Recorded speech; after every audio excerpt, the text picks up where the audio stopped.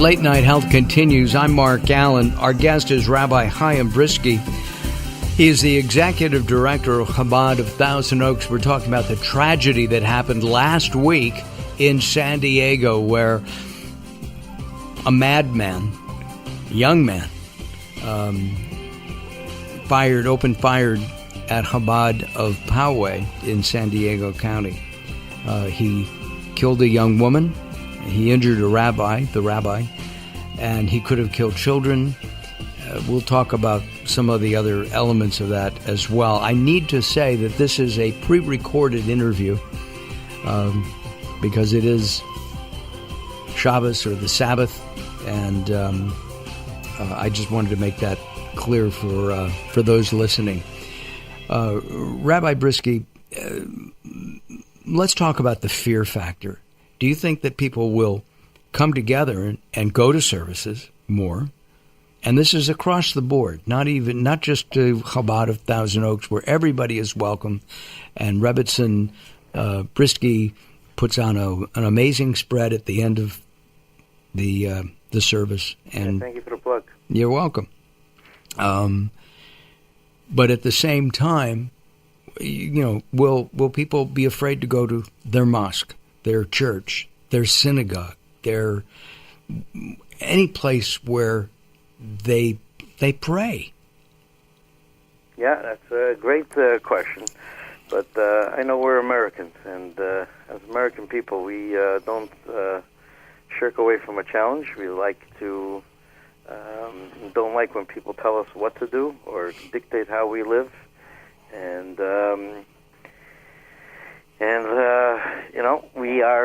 we have to be smart. We have to do our best. We have to trust in God. Miraculously, there was the gun jamming in this case.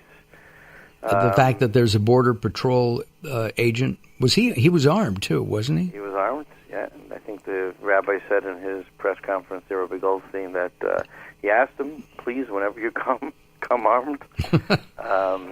I know in our synagogue we have a retired police officer, and it makes me feel a lot calmer knowing that they're armed, and I know what to do in case there is an emergency situation.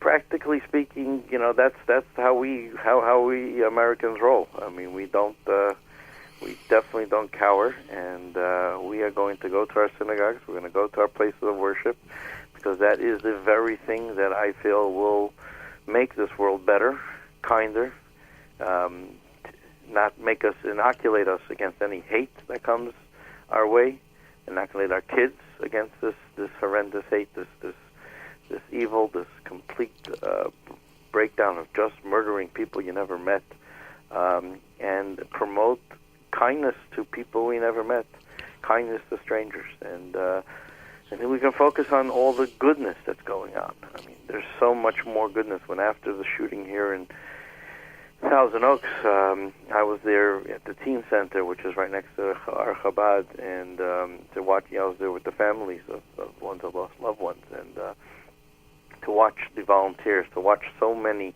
hundreds and thousands of people that come together, just looking what they can do to bring comfort, to bring healing.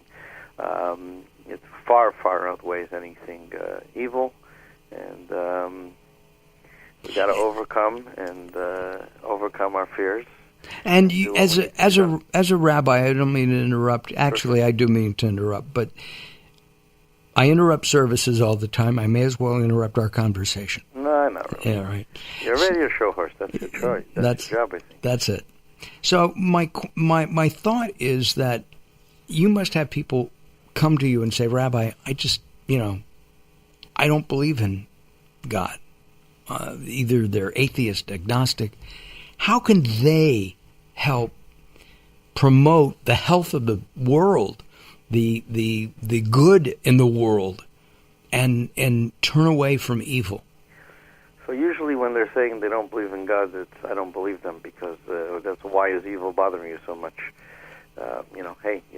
Go in the jungle, survival of the fittest, and it's not about what's fair or what's right. It's about what can I eat and who can I eat. And even though there is something, I mean, there are anomalies where they kill just for pleasure. But yeah, this is unique to human condition, this evil of just random killing complete strangers just to become famous.